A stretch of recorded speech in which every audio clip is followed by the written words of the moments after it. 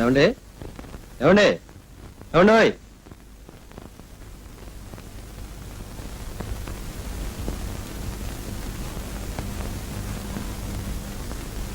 Narasapuram to Guntur. Guntur sir, ఈ ఊళ్ళోనే ఎవరి తాలూకా అయి ఉండాలి.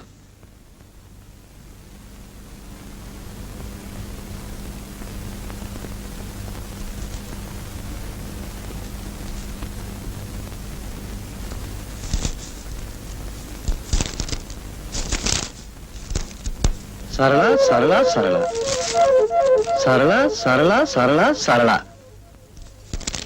సరళ సరళ సరళ సరళ సరళ సరళ సరళ సరళ సరళ. ఏమిటో రామకోటి రాసినట్టు రాశాడు. అయితే ఇతను ఎవరో సరళ తాలూకా అయి ఉంటాడు. సార్ దీని మీద భరత్ కుమార్ అని రాసింది సార్. భరత్ కుమార్.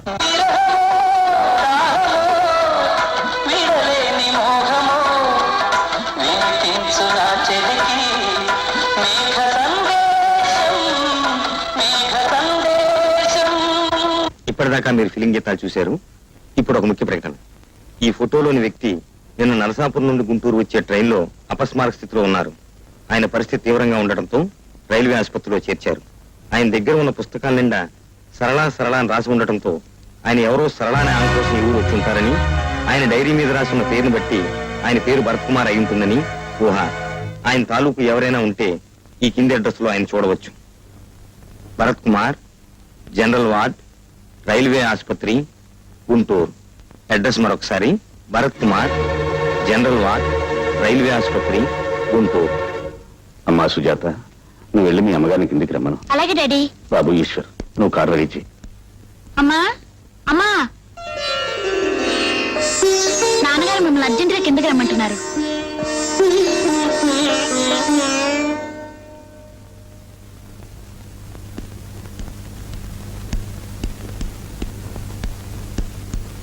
పిలిచారండి? నువ్వు ముందు నాతో బయలుదేరరా. ఏమండి, అసలు మనం ఇక్కడికి ఎందుకు వచ్చాం?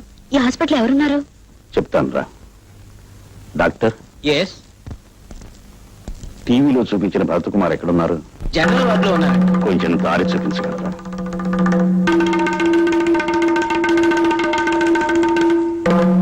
ఈయనేనండి.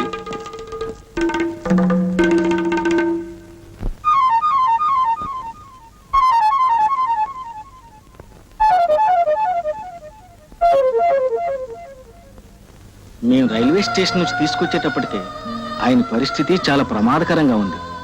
నిజం చెప్పాలంటే చివరి ఘడియలని చెప్పాలి.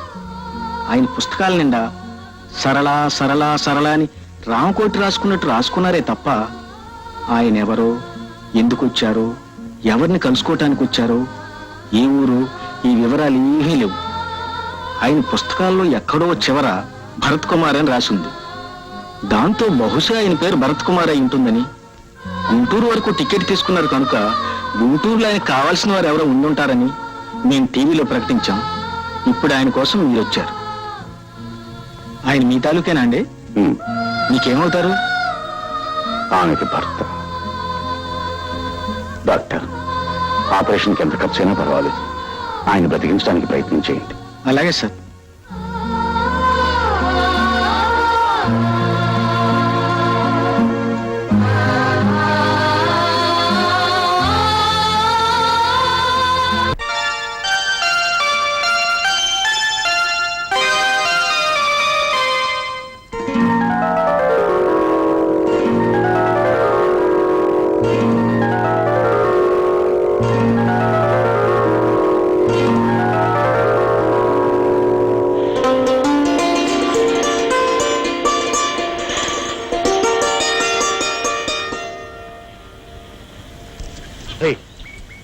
అమ్మాయి ఎవరా?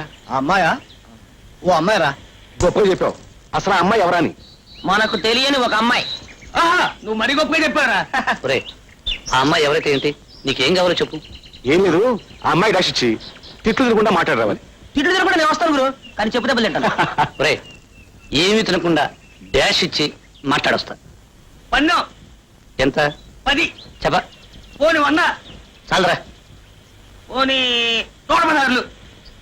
ఇది బాగానే ఉంది గురు. జై గురు. Done. ఓకే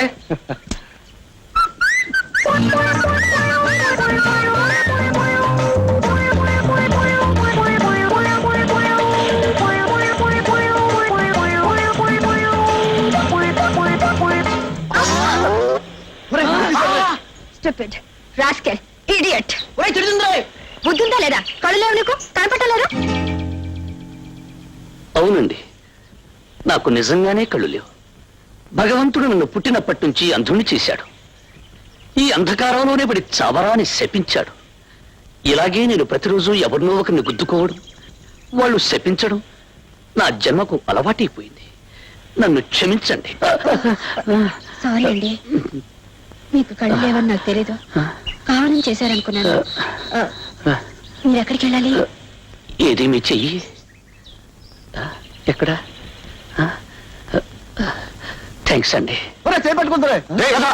నేను వెళ్ళగలను. పర్వాలేదండి, చెప్పండి ఎక్కడికి వెళ్ళాలో. నలుగురు నడిచి వెళ్ళి రోడ్డు మీదకు తీసుకువెళ్ళి వదిలేయండి చాలు.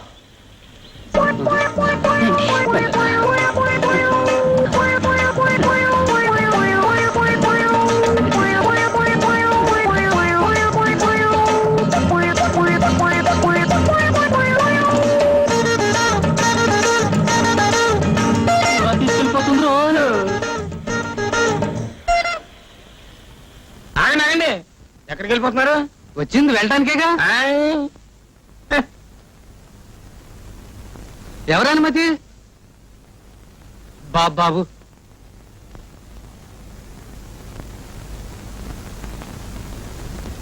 ఏదో ఒకటి చేతిలో పెట్టండి, ఎలా నివ్వను. ఏదో ఒకటి చేతిలో పెట్టాలి. అంతేగా అంతేగా? అంతే అంతే. నా పేరు కనకయ్య అండి. దోసకాయలపల్లిలో చాలా కాలం క్రితం కొత్తగా ఇల్లు కట్టుకున్నానండి. దాని గురించి కరెంటు కోసం అప్లై కూడా చేశానండి. వైరింగ్ అంతా పూర్తి చేసుకున్నానండి, కానీ కరెంట్ రాలేదు. హోల్డర్లన్నీ తుప్పు పెట్టిపోతున్నాయండి.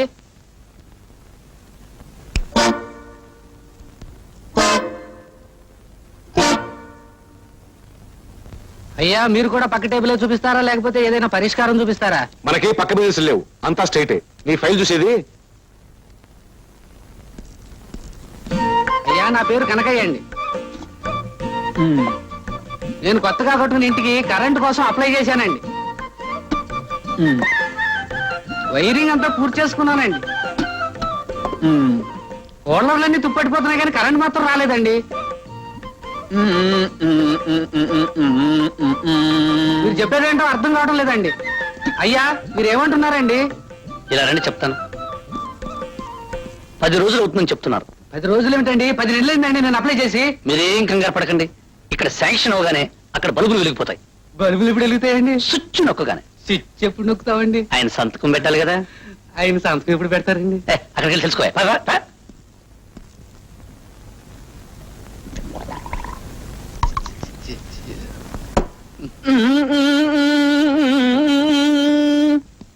ఇదిగో డమరకం. ఆకు నోట్లో వేసుకుని నువ్వు నోరు తెరవు, వేలు నోట్లో పెట్టుకుని నీ కొడుకు నోరు తెరవడు. ఒరేయ్, నోట్లో వేలు తీరా. తీస్తే కొంపలాలు పోగొని నోట్లో వచ్చి తీరా. నాన్న, ఒక అమ్మాయికి లైన్ వేస్తున్నాడని చెప్పావే, వాడేనా వీడు? అమ్మ నేను పెట్టుకోరా, నోట్లో పెట్టుకోరా బాబు. తన్ను ఎందుకని అలా చేశాడు? వాడికి ఆడపిల్ల నేర్పించడం సరదా అండి. ఏ ఆడపిల్ల కనిపించినా చేయి పట్టుకుంటాను, పందెం కాస్తాడు, నెగ్గుతాడు. నిన్న 116 పోయిందండి. అలాగా? అయితే ఒక పని చేయండి, ఈ రోజు 1000 రూపాయలు కాయండి. నిజంగానండి? థ్యాంక్స్ అండి. ఏమని కాయమంటారండి? నా భుజం మీద చేయమనండి. థ్యాంక్స్ అండి. అదిగో అమ్మాయి మళ్ళీ వచ్చింది. అయితే నన్నేం చేయమంటావు? ఈసారి ఆ అమ్మాయి భుజం మీద చేసుకుని కడుపుని తీసుకెళ్ళాలి. ఎంత పన్ను? 1000. ఒకేసారి ఇంత ధైర్యం ఎలా వచ్చిందిరా? ధైర్యం కాదు గురు, పోయిందంతా ఒకేసారి రాబట్టుకోవాలని. 2 నెలలు జీతం పోగొట్టుకుంటున్నాడు. 2 నెలలు కాదురా, 2 సంవత్సరాల జీతం పోయినా సరే పన్నుమే. అంతేనా? తప్పకుండా. డన్. Good luck.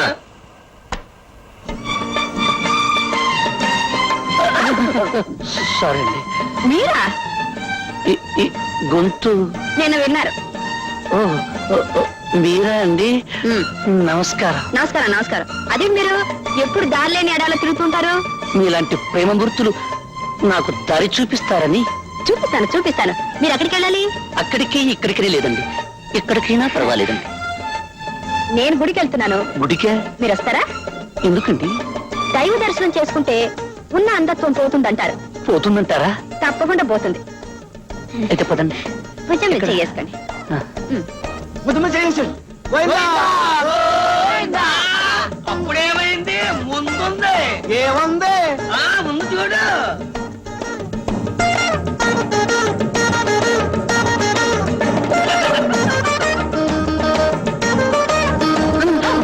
శ్రమ కలిగిస్తున్నానండి మీకు. పట్టుకోండి. ఇటు. రండి. ఏమిటండి?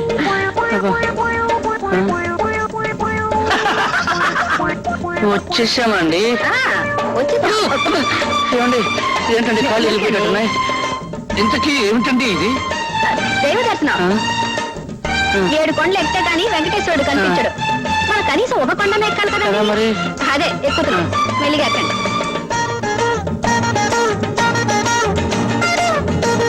ఏమండి వచ్చేసామండి. వచ్చేసామండి. 2 అడుగులేండి. ఇంకా 2 అడుగులా? ఇప్పుడు ఎక్కండి. ఎక్కడికండి? గుడి మెట్లండి. గుడి మెట్ల?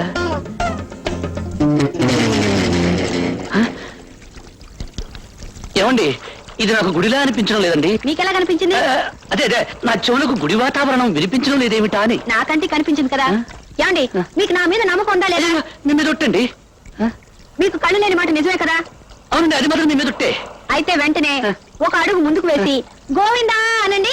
మీకు దైవ దర్శనం దొరుకుతుంది. ఏమండి వేయమంటారా? ఏమండి మీకు కళ్ళు కావాలంటే వేయక తప్పదండి. తప్పదా? ఏమండి ఆ, వేయమంటారా? వెయ్యండి. తప్పకుండా వేయండి. అప్పుడే మీకు కళ్ళు కనిపిస్తాయి. నిజమేనా? నిజమేనండి. ఏమండి ఆ, వేయమంటారా? వెయ్యండి. Go, go, go.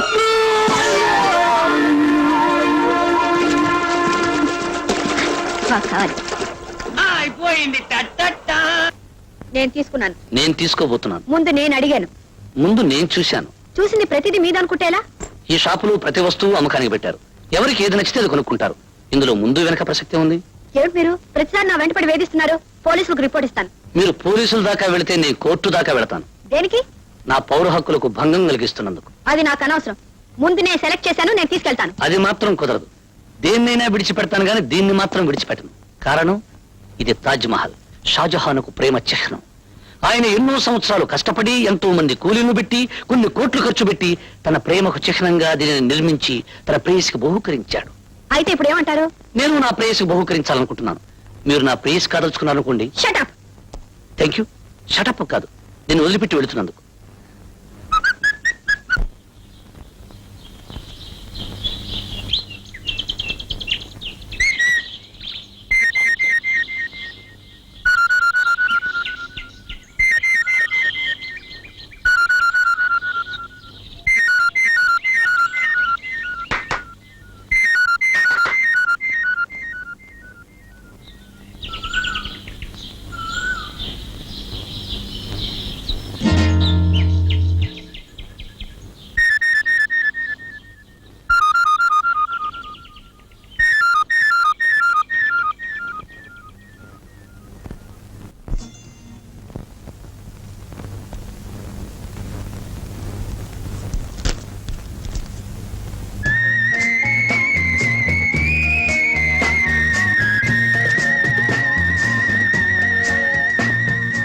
ఏమి రోమియోలా నా వెంట పడుతున్నాడనే పాడే.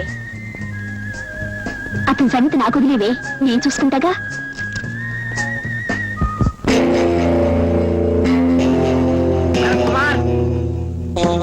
భరత్ కుమార్. ఎవరు? ఎరా భరత్ కుమార్ అంటే నువ్వేనా? నేనే. ఏం చేస్తుంటావు? అమ్మాయిల వెంట పడుతుంటాడు. చాలా కరెక్ట్. నీకెలా తెలుసు? అంత మగాడువా? మా పేటలో అమ్మాయిలు వెంట పడితే మక్కలు ఎరగనంటాం.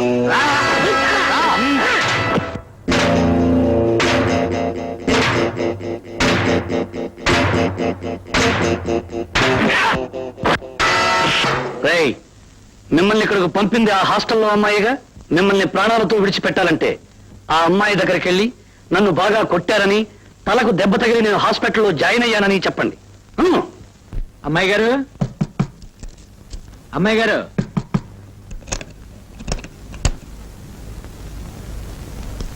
అమ్మాయి గారు, మా డబ్బు పడేయండి. కొట్టారా? కొట్టడమా? తుక్కు రేగి కొట్టాం. తల 2 ముక్కలైంది, హాస్పిటల్లో చేరాడు.